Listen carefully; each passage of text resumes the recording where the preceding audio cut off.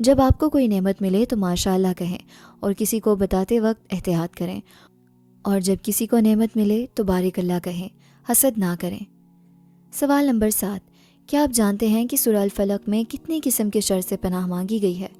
سوال، سورہ الفلق میں کن 4 قسم کے شر سے پناہ مانگی گئی ہے؟ اے، ہر مخلوق، رات کا اندھیرا، جادوگر، حاسد۔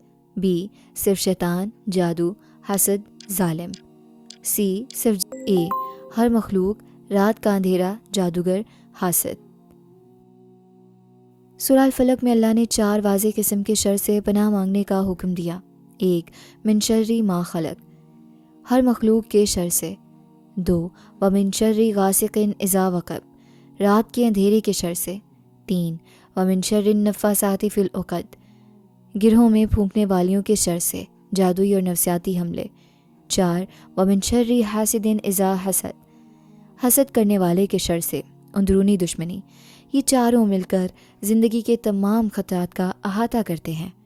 بیرونی خطرات یعنی جانور اور آفات، وقت کے خطرات یعنی رات کا اندھیرا، خفیہ خطرات یعنی جادو سازشیں، اندرونی خطرات یعنی حسد، بغض۔